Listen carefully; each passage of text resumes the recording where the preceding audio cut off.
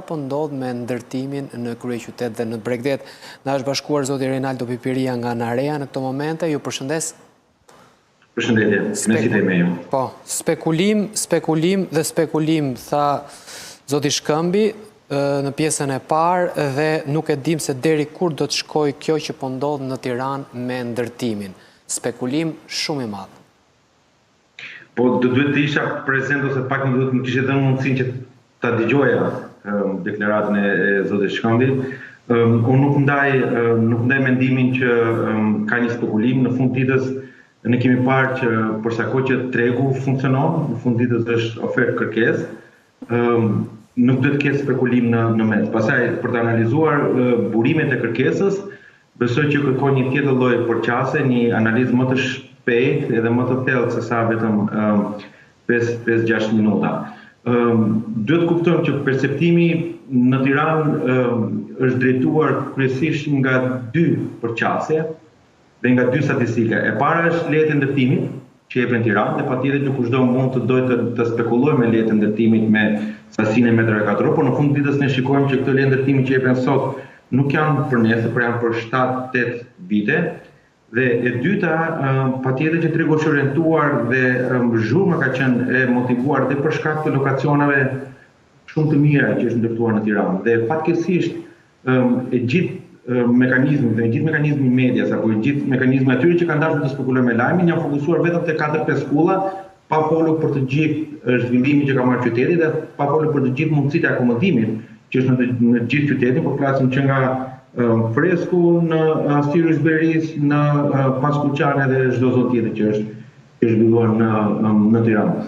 Personalisht nuk mendoj që ka vënë për spekulim, a ka vënë për të përmirësuar oferta? Po, ka vënë për të përmirësuar oferta, sepse kërkesën e dim që është aty, punojmë për ditë, shikojmë për ditë statistikat e sektorit financiar, statistikat e remitancave, statistikat e investimeve tuaja direkte. Mendoj që kërkesa ka shumë vend për të përmirësuar dhe për të riformatuar. Zoti Shkëmbi, s'ka spekulim, po ka thjesht vend për përmirësim. Si e shef, se ju shihni dhe terrenin ashtu si edhe zoti Pipiria. Pra, ne jetojmë në një vend që dim që kemi emigracion dalës, jo emigracion hyrës, apo jo. Nuk kemi rritje të ardhurave në atë nivel që të shpjegoj këto çmimet e apartamenteve. Sepse ne mund të ishim në Irlandë, për shembull, që kanë ardhur korporatat e huaja, kanë ngritur zyrat qendrore, kanë punësuar stafin me rroga të larta, nuk ka emigrim dalës, ka emigrim hyrës dhe do shpjegojë rritja e çmimeve të apartamenteve. Si e shpjegojmë ne rritjen e çmimeve kur nuk kemi faktor për të rritur çmimet? E vetmi arsye ngelet spekulimi, se nuk ka logjikë ekonomike në këtë mes. E kuptoj. Po për sa rritje të çmimeve po flasim? Për sa përqind? Në 10 vitet e fundit. Ja rritur 100%. Kanë qenë 1.000, kanë mbajtur 2.000. Astiri ka qenë 500, sot është 1.300. Jemi duke thënë 150%? Sa përqind duhet të shumë? Atëherë, le të themi që janë rritur 100% në monedhën euro. Në monedhë kombëtare, në 2015 në euro ka qenë 120, nëse s'jam gabim, sot e ke 98, 40% e këtij 100% është vlerësim monedhës euro. Po të kthejmë monedhë kombëtare, nuk më rezulton që janë rritur më shumë se 65% çmimet në Tiranë.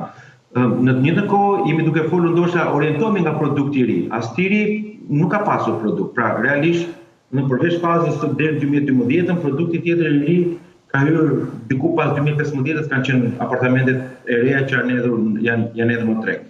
Nëse shikojmë jo vetëm Astirin, por shikojmë zona të tjera ku ka produkt të ndërtimeve ekzistuese, mendoj që nuk shkon 100% pjesa e rritjes së çmimeve. Renaldo, me gjithë respekt, unë mendoj që 40% që i euros nuk e justifikon këtë punë. Ne kemi një rritje të pashpjegueshme. Pra në Astir sot ka vajtur 1.300 euro metri katror nga 500 që ka qenë. Pra jemi 100% ose jemi 90%. Po bëjmë aritmetik. Por nuk kemi pasur rritje, ta zëmë se 60%, ja rritur pagat 60%, është rritur popullsia 60%, çfarë është rritur këtu? Justifikoj rritjen e çmimeve 60%, ndërkohë që rriten ndërtimet prapë me 60%. Çfarë justifikoj? Hajde të flasim se sa janë rritur pagat, të paktën ato deklaruara. E kemi bërë, kam ide një këtë diskutim, por diku te paga duhet të jetë 72.000 lekë të reja, ka qenë 20-25.000 lekë të reja, edhe i bëjmë vetë llogaritjet se sa është rritur. Pra 60-70% Me 70.000 lekë të reja nuk dhe do të shpi në Tiranë. Jo, flasim për pagat reale, jo të deklaruara. Unë po them për ato që janë të deklaruara, nuk po hyre reale, se po të hyre realeve kam idin që ka shumë para nëse flasim për ekonominë informale. Dhe në fund të ditës, këto çmime që shikon të publikuara janë të ndikuara edhe nga ekonomia informale. Mund të mbyllim syt. Dhe në fund të fundit këto janë çmime të publikuara, por asnjë nga ne nuk e di sot në mënyrë të drejtë, të ndershëm, të qartë se sa përfundojnë këto transaksione. Një pyetje tjetër, e kuptoj, një pyetje tjetër, janë shtuar 80.000 apartamente vitet e fundit. Sa popullat është shtuar në Tiranë që të shpjegoj shitjen e 80.000 apartamenteve dhe me çmim 60 apo 90% më lartë? 80.000 apartamente janë leje. Kush po hyn të banoj? Po flasim për apartamentet që janë në treg dhe sot janë banueshme dhe janë të lëvruara si produkt. Jo, është dhënë leje për 80.000 apartamente, dikut e 30.000 janë në ndërtim e sipër. Po dhe këta pretendojnë që kanë të shitura, po të vemi të kanë tjere toni kemi të shitura. Po mirë, nuk mund të flasim ata pretendojnë e kanë të shitura. Këtu është problemi i statistikave dhe i vërtetës tonë. Janë dhënë 80.000, a është ky produkt 80.000 sot? 50.000 janë me siguri, marrin 50.000. Po, atëre, vetëm censusi e nxori që rritet 3-4.000 banor në vit të shritur Tirana. Normalisht. Që do të thotë që minimalisht Tirana ka nevojë për 1.000 apartamente apo 1.500 apartamente në vit. Sikur këto të jenë familje, po themi, sikur ta 3-4.000 banor të jenë në një familje, se mund të jenë dhe 2-3 familje, mund të jenë dhe vetëm një çift. Një është kjo, e dyta. Patjetër që tregu Airbnb-s ka dhënë të vetëm. Pra kanë dhënë ndikimin e vet. Pra një pjesë e apartamenteve janë trequr nga tregu i Qiras, janë hedhur në tregu i Qiras. 20.000 ata po të marrë dhe 10.000 këta, vetëm 30.000. Pastaj çfarë kemi tjetër? E treta vërtet kemi pasur humbje të popullsisë, largimin jashtë Shqipërisë. Por asnjë nga këta nuk e ka marrë shtëpinë me vete, edhe ka hequr nga tregu. E kanë lënë këtu. Pra ka bosh. Që kanë hequr Qiras, e ka bosh, por nuk do të thotë që nuk ekziston si apartament apo po themi e ka edhe domosdoshmëri me nuk e ka në treg Renaldo, e nxori censusi që janë bosh. Nuk e ka në treg as për qera. Po fakti që është bosh, nuk do të thotë që është keq. Nuk do të thotë që këta të tjerë po spekulojnë. Jo, ai nuk është në treg, po të ishte ky në treg, do të kishim një çmim më të ulët, ndoshta do të kishim më shumë alternativë dhe më shumë konkurrencë. Patjetër. Dhe skema e taksimit në Shqipëri e dekurajon tregtimin e pasurisë. Taksa lokale qoftë edhe tatimi mbi transaksion pasuritë e paluajshme. Kështu që këta që kanë në tregu... Po cila skema Renaldo se njerëzit fusin lek në gropat e pallateve, kush e dekurajon? 15% që thua ti. A e kupton gjithë njerëzit fusin lek në gropat e pallateve, ku dekurajon? Më thuaj një vend që nuk e porosit pronën në projekt zhvillimi. Një sekond, në Perëndim, por çdo ndërtues ka kapitalet e veta, nuk ndërton me lekë me blerësve. Nuk ndërton njeri me lekë me blerësve. Në Holland nuk të zbardhet leje ndërtimit nëse ti nuk e ke 70% të rezervuar. Pse? Sepse duan të ndërtojnë ndërtesa të cilat të rezervuar, jo të paguar, me 1.000 euro, me 2.000 euro. Të rezervuar. Nuk e di se sa është rezervimi atje, por ama ka janë nga 2-3.000 euro, nuk janë me 100.000 euro apartamentet në grop. Nuk ble njeri ashtu në Perëndim. Të vetëm tek ne ble konsumatori një gjë që s'është. Investitori është tjetër. Dhe është e drejtë tregtare, dhe është një fenomen i cili ndodh dhe jashtë Shqipërisë, që ti shikon një projekt, e rezervon me 5. E rezervon, jo e blen, te ne e blen. Po nuk e ka blen, me ka porositur që ti ndërtohet. Në fund ditës e di që dhe ka paguar 100% të lekëve para, apo jo? Çfarë është ky porositur? Me 100% lekëve? Jo, 100%, unë nuk di raste që janë dhënë 100%, unë di raste që janë dhënë 30%. Po shumica e rasteve janë me shumicën e lekëve. Shumica e rasteve rezervohen me shumicën e lekëve. Dhe konsumatori këtu nuk kupton që është i ekspozuar ndaj riskut, se nuk është investitor. Pra praktikisht është investitor, por është konsumator. Po cili Armand është i lirë të marrë riskun përsipër, do të ndalojmë edhe ti të marrë riskun përsipër. Por është konsumator, nuk është investitor, o shok. Investitori merr risk, jo konsumatori. Ne kemi për detyrë të edukojmë policët që do marrin, por në fund të ditës i takon individit a do marrë risk 100%, a do marrë risk 30%. Dhe kush e shpjegon të riskun e individit që thua ti? Kush e shpjegon? Po prandaj individit nuk do të shkojë të blejë vetë, po do duhet marrë profesionistin e rrjetit shtetit. Tu jemi dakord, tu bien dakord, të shoqëruar me një agent sigurisht. Por shumica nuk e din fare që në fakt janë investitorë aty. Po ja pra po shfrytëzojmë më cënën t'ja themi përsëri të lutem mos bli vetëm, bli menja gjë imobiliare të licencuar, kërkoj llogari. Zoti Pipiria, për ta mbyllur me një pyetje së bashku faktikisht, kemi një mas në Greqi për dekurajimin e dhënies së apartamenteve me qira afat shkurtër. Si e sheh një mas të tillë në Shqipëri? Unë në përgjithësi nuk shkoj në linjën e dekurajimit, por shkoj në linjën e inkurajimit të përdorimit të produkteve.